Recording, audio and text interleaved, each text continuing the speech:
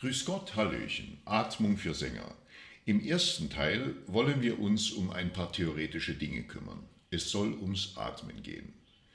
Es geht um ein gezieltes Training des sängerischen Atmens und die Erlangung der Kontrolle über wesentliche Aspekte dabei.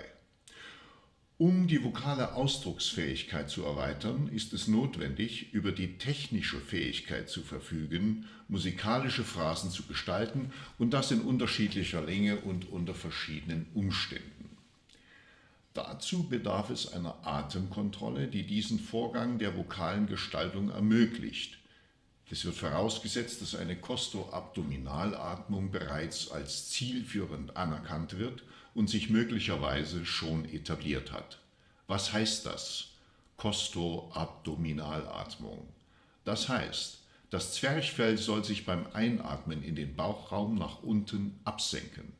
Das ist der abdominale Teil. Wir können das aber nicht willentlich beeinflussen, da es ein reflektiver Vorgang ist.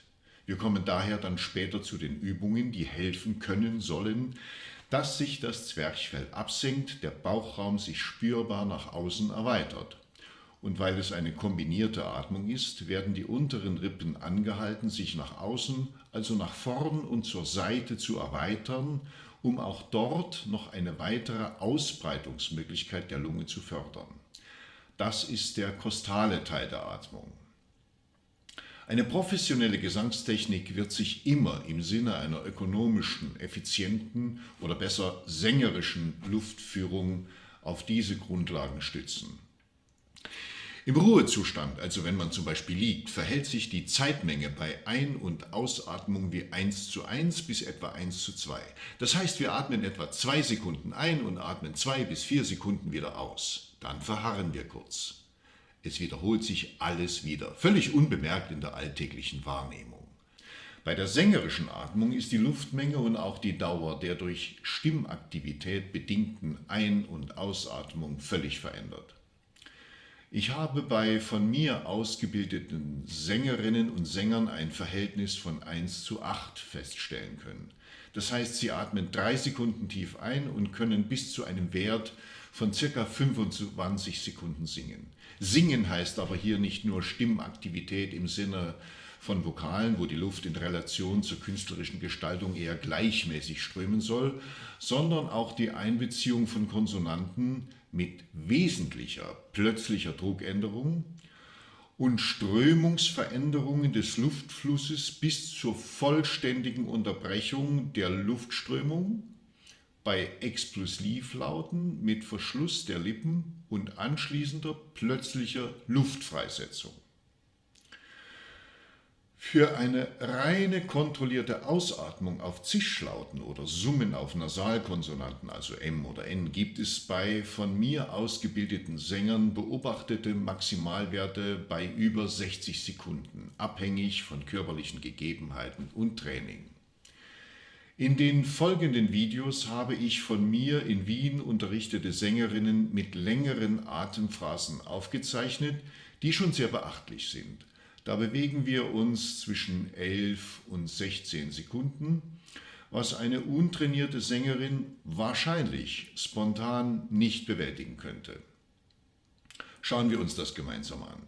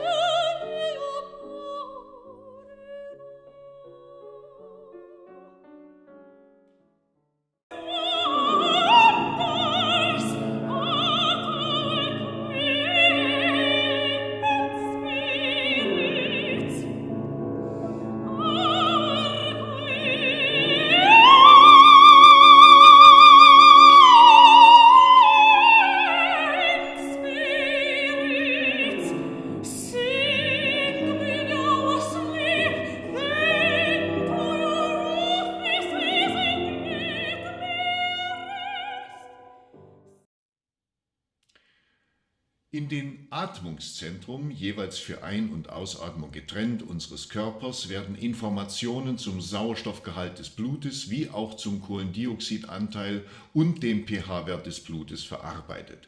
Es ist wichtig, Folgendes zu wissen. Atmet man viel, hat man mehr Sauerstoff, also einen hohen Sauerstoffgehalt. Das bedeutet aber auch, dass man einen niedrigen Kohlendioxidgehalt hat. Das ist jetzt wichtig. Sänger müssen verstehen, dass es bei einem niedrigen Kohlendioxidgehalt, also einem hohen Sauerstoffgehalt im Blut, durch häufiges Atmen beim Singen nicht zu einer vollständigen Absenkung des Zwerchfells kommen könnte. Die Folge ist eine verflachte Atmung. Es fühlt sich an, als ob die Luft am Hals ansteht. Zu Beginn einer Arie oder eines Liedes fühlt man sich noch wohl, aber zunehmend entsteht ein unangenehmes Gefühl der Verkrampfung, vor allem im Kehlkopfbereich. Man weiß keinen Rat und ist verzweifelt. Keine Angst, im praktischen Teil lernt man dann etwas dagegen zu tun. Wir können dem Zwerchfell nicht selbst willentlich befehlen, sich nach unten abzusenken. Aber die reflektiven Vorgänge im Körper können das bewirken. Bereitstellung des Raumes und der Einatmungsprozess sowie die entsprechenden biochemischen Prozesse bewirken dieses Absenken des Zwerchfells. Wir können schon selbst durch aktives Handeln etwas tun, aber eben nicht direkt als Anweisung an das Zwerchfell. Unsere willentliche Beeinflussung endet mit einer Weitung des Bauchraumes, der Einatmung und den entsprechenden willentlich gestalteten Atemphrasen, also der ganz individuellen Festlegung, wann man einatmet. Kohlendioxid ist also etwas wie der Motor für die Atmung, wie eben zum Beispiel auch für die Absenkung des Zwerchfells. Das Absenken des Zwerchfells ist notwendig, um das Bauchraumvolumen groß zu halten, damit genug Luft in die Lungen strömen kann. Wie erzeugt man als Sänger diesen höheren Kohlendioxidgehalt, also niedrigen Sauerstoffgehalt im Blut? Und nur erwähnt, ein hoher Kohlendioxidgehalt bewirkt einen niedrigeren pH-Wert des Blutes. Wir reden hier von 7,35 als niedrigem und 7,45 als hohem pH-Wert. Man atmet sorgfältig kontrolliert Luftmengen ein und aus. Lange Gesangsphasen helfen hier, einen guten Zustand zu erreichen. Man sollte es dringend vermeiden, nach kurzen Phrasen zu atmen, wenn man nicht doch die nächste und auch noch die folgende Phrase mit der gleichen Einatmungsluft bedienen könnte. Ein Beispiel. Jeder kennt In der Fremde aus dem Liederkreis von Robert Schumann, aus der Heimat hinter den Blitzen rot. Man beginnt zu singen und mitten im Lied kommt eine lange Textphrase. Und über mir raucht die schöne Waldeinsamkeit. Schauen wir uns kurz ein Video mit einer Sängerin, einer von mir ausgebildeten Sängerin an. Sie singt die Phrase mit kontrolliertem Atem durch und kann sogar am Schluss noch ein Crescendo im Sinne einer interessanten Interpretation anbieten.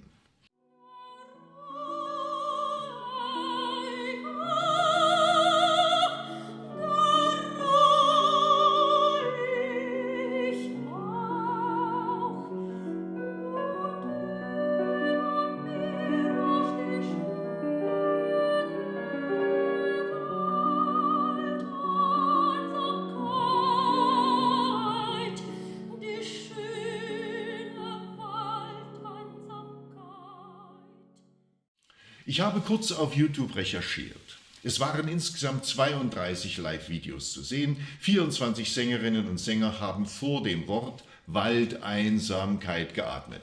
8 Sänger und Sängerinnen haben nicht geatmet und durchgesungen. Unter anderem auch der mit allen Prädikaten eines Weltstars ausgestattete Bryn Terfel. Man ist nicht, und das ist ein guter Zeitpunkt, das wieder mal anzumerken, automatisch ein Sänger von Weltformat, wenn man technische Prozesse beherrscht. Aber es kann auf dem Weg, einer zu werden, etwas helfen. Mit Sicherheit kann es nicht schaden. Und auch wichtig anzumerken, wenn man diese Prozesse dann beherrscht, haben sie sich im Körper bereits automatisiert und den gewünschten Beitrag zur Verbesserung der Technik geliefert und man kann sie dann einsetzen oder auch nicht, ganz nach Belieben. Man lernt auch nur in den seltensten Fällen bei nur einem Gesangslehrer alles, was man selbst zum Singen braucht. Viele meiner ehemaligen Schüler sind ihren Weg ins Leben gegangen und haben sich weiterentwickelt. Bei manchen ist dann noch präsent, wie das mit der Atmung sein soll. Bei anderen wird es möglicherweise gar nicht mehr bewusst angewendet, weil es sich ja auch schon automatisiert hat und andere Ideen zur vokalen Gestaltung sind in den Vordergrund gerückt. In jedem Falle haben Sie alle einen Rucksack voll mit Informationen mitgenommen, mit denen Sie bei Bedarf arbeiten können. Eine Kuriosität am Rande, weil mir gerade der Liedzyklus von Schumann im Kopf noch herumwandert. Das einzige Lied, das ich kenne, was man auf einem Atem singen könnte, ist Die Rose, die Lilie, die Taube, die Sonne. Das sollte in 20 bis 22 Sekunden ohne zu atmen zu schaffen sein. Künstlerisch absolut nicht relevant, aber eine schöne technische Übung. Das fehlende Absenken des Zwerchfells durch eine nicht gesangskonforme Atmung, durch zum Beispiel zu viel Sauerstoff, also zu häufiges Atmen beim Singen oder nicht zielgerichtete Kosto-Abdominalatmung, führt zwangsläufig auch zu einer Minderung des Unterdrucks in der Lunge, weil der Brustraum nicht in genügendem Maß erweitert wird und die Lunge sich nicht entsprechend ausdehnen kann. Eine Veränderung des subglottischen Drucks ist die Folge. Es wird sich wahrscheinlich negativ auf die Tonerzeugung auswirken. Zu beachten ist, dass der subglottische Druck, also der stimmgebende Druck, da er die Stimmlippen zum Schwingen bringt, in Korrelation von Ausatmungsdruck zur Stimmlippenspannung steht. Ein Gleichgewicht beider Kräfte ist entscheidend für eine künstlerische Gestaltung auf hohem Niveau, wie auch für eine gesunde Stimmgebung. Zu hoher subglottischer Druck ist für einen Gesangspädagogen wahrscheinlich einfacher positiv zu beeinflussen als zu wenig. Das ist meine ganz private Meinung aus über 40 Jahren Unterrichtstätigkeit. Was man vor allem trainiert, wenn man Atemtraining wie in folgendem ausführt, sind einerseits muskuläre wie auch mentale Prozesse. Aber es trainiert auch die Toleranzfähigkeit des Körpers für Kohlendioxid im Körper. Einer schnellen Antwort des Körpers auf Mangel oder Überschuss an Kohlendioxid steht eine antrainierte, längere und reduziertere Reaktion des Körpers, damit eine bessere Toleranz entgegen. Das alles ist jetzt vielleicht zu viel Information für den einzelnen jungen Sänger und ohne gesangliche Unterweisung durch einen Lehrer wird das auch nicht helfen, zu einer Verbesserung der gesanglichen Leistung zu kommen. Wissen über die Dinge macht leider noch lange keinen Sänger. Und ein Aspekt sei vor dem praktischen Teil auch noch gesagt. Wenn Sie sich jetzt hinlegen und jetzt kontrolliert atmen, soll das helfen, Ihre Atmung zu verbessern oder ein besseres Verständnis für die Vorgänge zu entwickeln. Die praktische Situation des Singens ist dann aber leider nicht ruhig liegend auf einer Couch oder einem Bett. Die ist dann mit viel Aufregung, umfangreichen Bewegungen etc. verbunden. Daher müssen Sie diese Prozesse im Körper automatisieren, damit Sie sie danach ständig anpassen können an die Bühnensituation oder Vortragssituation. Sie müssen einen für sich nachvollziehbaren dynamisch-motorischen Stereotyp entwickeln, einen bestimmten Algorithmus in der Abfolge von körperlichen Prozessen mit immer den gleichen gewünschten und antrainierten Folgeerscheinungen im Körper. In der Folge werden nach Herausbildung einer festen Anordnung von Reizen, Reflexen und Reaktionen auch einzelne Elemente der trainierten Abfolge fehlen dürfen und aber trotzdem zum erwünschten Erfolg führen. Das ist das erklärte Ziel. Beim Einatmen wird der Kehlkopf durch die Einatmungsmuskulatur, zu der auch der Trachealzug gehört, nach unten gezogen. Beim Singen tiefer Töne ist der Kehlkopf ebenfalls in einer Tiefstellung, was durch den Trachealzug unterstützt wird.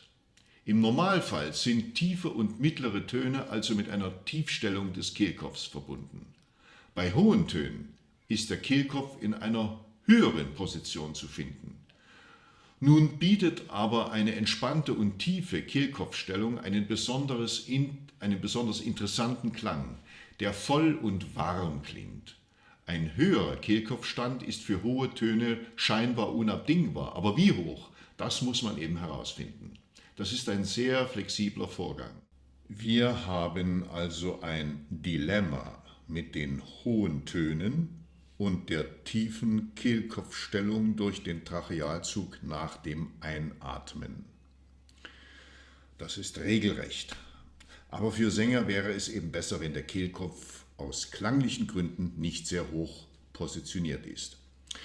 Nach dem Einatmen muss man beim Singen hohe Töne, die 5-fache Kraft, dem gerade durch den Trachealzug nach unten gezogenen Kehlkopf entgegensetzen, um die notwendige höhere Kehlkopfstellung zu erreichen. Keine sehr hohe, die vielleicht natürlich wäre, sondern eine höhere aus gesanglich-klangästhetischen Gründen. Also Bewegen des Kehlkopfes nach oben zur Tonproduktion hoher Töne gegen die Einatmungsabwärtsbewegung des Kehlkopfes durch den Trachealzug. Die nicht allzu hohe Position des Kehlkopfes wollen wir haben, weil wir das schöner finden. Was kann man tun, um dem ganzen Dilemma entgegenzuwirken? Nicht atmen vor einem hohen Ton. Um das umsetzen zu können, müssen Sie über genügend Atemreserven verfügen, um den notwendigen subglottischen Druck bei höher gestelltem Kehlkopf noch entwickeln zu können, um einen hohen Ton singen zu können. Das geht leider ohne Atemtraining gar nicht. Wenn Sie kurz vor einem hohen Ton atmen, müssen Sie eben die 5-fache Kraft aufwenden, um den Kehlkopf aus der Tieferstellung in die höhere Position zu bewegen. Tun Sie das nicht. Atmen Sie kurz vorher, falls das geht, singen eine Phrase und binden den hohen Ton in diese Phrase ein. Sparen Sie viel Aufwand und gewinnen möglicherweise eine unverkrampfte Öffnung und Lockerheit der Stimme. Aber da müssen Sie einfach Luftreserven in der unteren Bauchgegend vorher einlagern, die Sie benutzen können, also strömen lassen können. Wie viel Lungenvolumen Sie tatsächlich Ihrer Stimme anbieten können, ergibt sich aus der allgemeinen Formel Körpergröße mal den Faktor 2,5.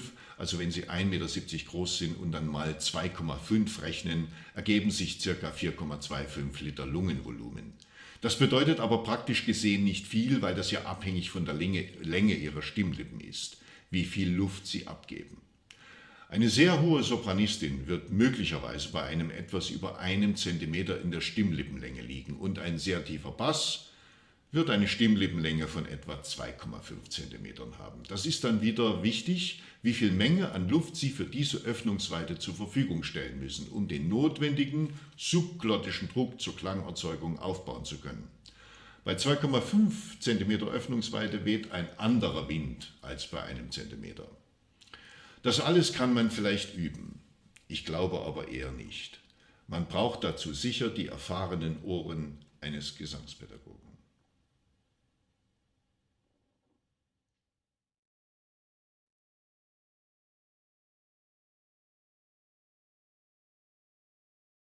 Das ist der zweite Teil, der Praxisteil dieser Atemübungen. Legen Sie sich dazu auf eine bequeme Unterlage, eine Matratze, ein Bett oder ähnliches.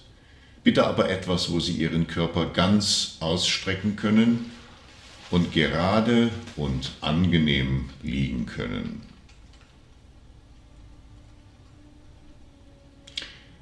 Bitte machen Sie das nur, wenn Sie gesund sind und keinerlei Anzeichen einer Erkrankung oder sonst irgendeiner Beeinträchtigung haben. Suchen Sie sich eine ruhige Unterlage. Machen Sie das auch nicht nach Stress, sondern die ersten Male wirklich nur, wenn Sie topfit sind und ausgeschlafen. Wenn Sie dann Ihre Unterlage gefunden haben und sich hingelegt haben und sich auch wohlfühlen, machen Sie bitte nichts anderes als einzuatmen und wieder auszuatmen. Atmen Sie ein und atmen Sie nach einer Weile wieder aus. Das machen Sie eine Weile. Sie atmen ein und wieder aus. Sie liegen dabei ganz ruhig und entspannt und fühlen sich sehr wohl dabei. Während Sie so liegen und atmen, legen Sie bitte die beiden Hände auf den Bauch. Sie atmen weiter ein und aus. Sie werden bemerken, dass sich die Bauchdecke hebt, während Ihre Hände darauf liegen. Atmen Sie weiter ein und aus. Sie werden bemerken, dass sich im Brustbereich nichts bewegt, nur im Bauch. Atmen Sie weiter ganz ruhig. Aber nehmen Sie den einen Augenblick in Ihrem Körper wahr, wo Sie das Gefühl bekommen, dass Sie jetzt einatmen wollen.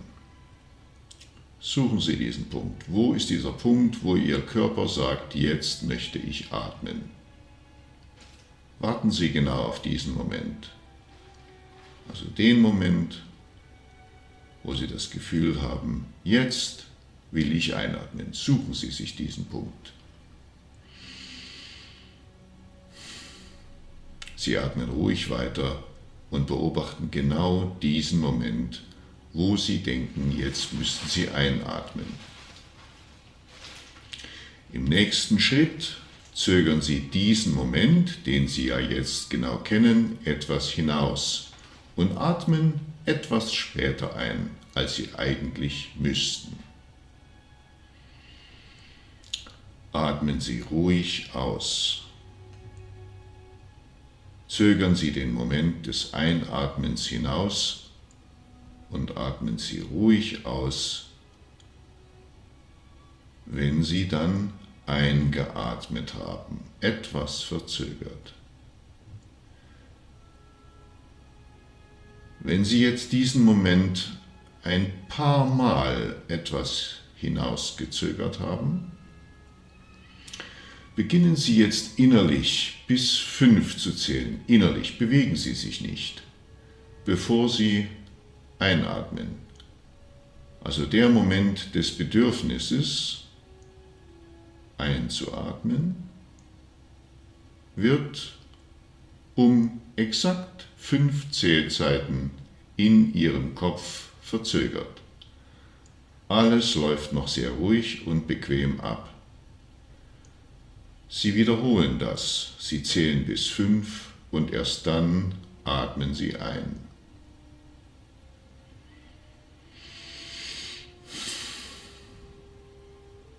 Sie befinden sich immer noch in einer sehr komfortablen Situation.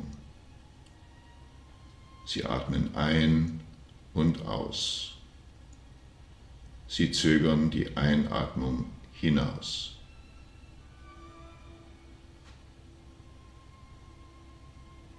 Sie zögern jetzt den Punkt des Einatmens um 10 Sekunden hinaus. Sie zählen also innerlich bis 10 und erst dann atmen Sie ein. Wie immer von dem Moment ausgehend, wo Sie gern eingeatmet hätten. Das verzögerte Einatmen wird Sie sehr bald dazu bringen, nicht mehr ganz so ruhig einzuatmen. Es wird einen größeren Bedarf geben nach Atemluft. Es wird eine etwas intensivere und schnellere Einatmungsphase geben. Zögern Sie trotzdem mit dem Einatmen. Die Bauchdecke hebt sich einfach schneller und spürbarer. Sie wiederholen das ein paar Mal. Ich muss auch sagen, an dieser Stelle unbedingt, dass es mir sehr schwer fällt, diesen praktischen Teil online mit Ihnen zu gestalten, ohne den jeweiligen Sänger nicht sehen zu können, seine Reaktionen und Aktivitäten nicht wahrnehmen zu können und analysieren zu können. Das ist eine Herausforderung. Atmen Sie ruhig weiter. Es könnte vor allem junge und untrainierte Sänger geben, denen das schwerfällt, was wir hier tun. Bitte machen Sie dann nicht weiter und besuchen Sie Ihren Gesangslehrer des Vertrauens. Atmen Sie weiter.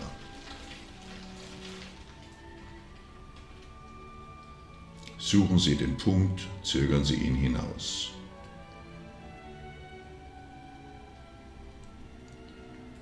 Immer noch 10 Zählzeiten.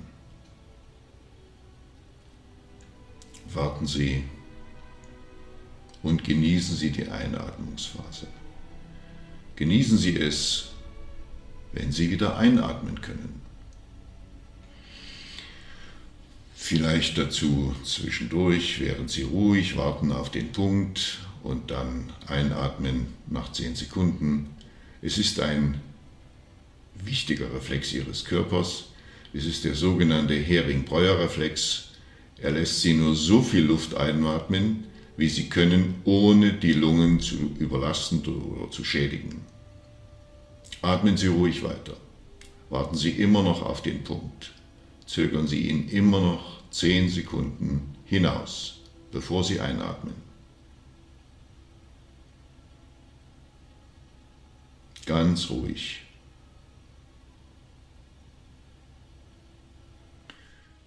Wir gehen gemeinsam einen Schritt weiter. Sie atmen ruhig weiter ein und aus und ich erkläre Ihnen, was wir als nächstes tun werden. Sie atmen zügig, aber nicht hastig, eine große Luftmenge ein. Danach versuchen Sie 10 Sekunden die Bauchdecke gewölbt nach oben zu halten. Danach atmen Sie aus.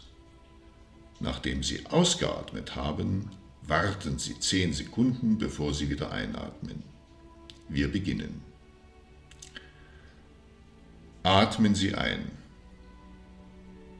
Luft nach oben im Bauch gewölbt halten. 1, 2, 3, 4, 5, 6, 7, 8, 9, 10. Ausatmen. Sie bleiben. 1, 2, 3, 4, 5, 6, 7, 8, 9, 10. Einatmen. Luft halten. Achten Sie darauf, dass die Bauchdecke schön oben bleibt. 7, 8, 9, 10. Ausatmen. Atmen Sie nicht ein, warten Sie.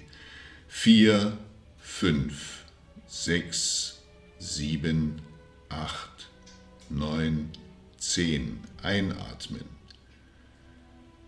Luft halten. 1, 2, 3, 4, 5, 6, 7, 8, 9, 10.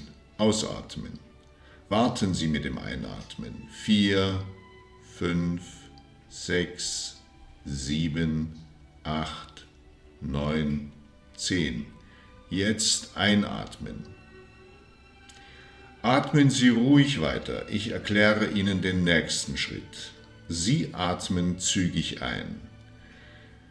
Es ist sehr selten, dass Sie langsam einatmen beim Singen, aber natürlich auch das kommt, meist der Interpretation geschuldet, vor. Wir beachten das jetzt nicht und atmen wie immer zügig ein. Danach halten wir die Luft 10 Sekunden bei gespannter Bauchdecke und geben sie bei gespannter Bauchdecke in 10 Sekunden wieder ab. Die Hände auf dem Bauch werden Ihnen verraten, wie aktiv Sie die Luft halten. Es könnte Sie ein wenig anstrengen, die Bauchdecke nach oben zu halten, aber es hat ja auch niemand gesagt, dass Singen nicht anstrengend ist. Manchmal muss man um etwas kämpfen. Sie kämpfen jetzt darum, dass sich die Bauchdecke nicht absenkt beim Halten und Ausatmen. Atmen Sie zügig und kräftig ein, sodass Sie genau fühlen, wie sich Ihr gesamter Bauch vor allem weit nach unten mit Luft füllt. Wir beginnen gemeinsam. Einatmen. Halten. 1, 2, 3, 4, 5, 6, 7, 8, 9, 10. Ausatmen. 1, 2, 3, 4, 5, 6, 7, 8, 9, 10. Warten. 1, 2, 3, 4, 5, 6, 7, 8, 9, 10. Einatmen. Halten. 1, 2, 3, 4, 5, 6, 7, 8, 9, 10. Ausatmen. 1, 2, 3, 4, 5, 6, 7, 8, 9, 10. Warten. 1, 2, 3, 4, 5, 6, 7, 8, 9, 10. Einatmen. Halten. 1, 2, 3, 4, 5, 6, 7, 8, 9, 10. Ausatmen. 1, 2, 3, 4, 5, 6, 7, 8, 9, 10. Warten. 1, 2, 3, 4, 5, 6, 7, 8, 9, 10. Und wieder einatmen. Halten. 1, 2, 3, 4, 5, 6, 7, 8, 9, 10. Ausatmen. 1, 2, 3, 4, 5, 6, 7, 8, 9, 10. Warten. 1, 2, 3, 4, 5, 6, 7, 8, 9, 10. Einatmen. Machen Sie diese Übungen bitte regelmäßig. Die Bauchdecke nach oben zu halten, heißt, dass trotz aller Anstrengung sich alles sehr flexibel anfühlt und nicht hart wie ein Stein. Streichen Sie dazu mit der Hand bei gehobener Bauchdecke über Ihren Bauch, um eine Verhärtung eventuell zu ertasten und auch gleich wieder in eine Flexibilität zu bringen. Führen Sie die Übung beliebig lange im Liegen fort. Danach setzen Sie sich langsam auf. Die Beine sollen dabei nach unten hängen bzw. auf dem Boden stehen. Versuchen Sie das alles weiterzumachen, wie Sie es zum Schluss im Liegen gemacht haben. Sie werden sehen, das ist schon sehr viel schwieriger. Danach stehen Sie auf, stellen sich hin und führen die Übung weiter aus. Also einatmen, halten bis 10, Ausatmen bis 10 und warten bis 10. Lassen Sie die Hände am Bauch, damit Sie genau fühlen können, dass die Bauchdecke immer schön nach außen gewölbt bleibt und nicht einfällt. Unschwer zu erkennen, dass dies die erforderliche Haltung zum Singen ist.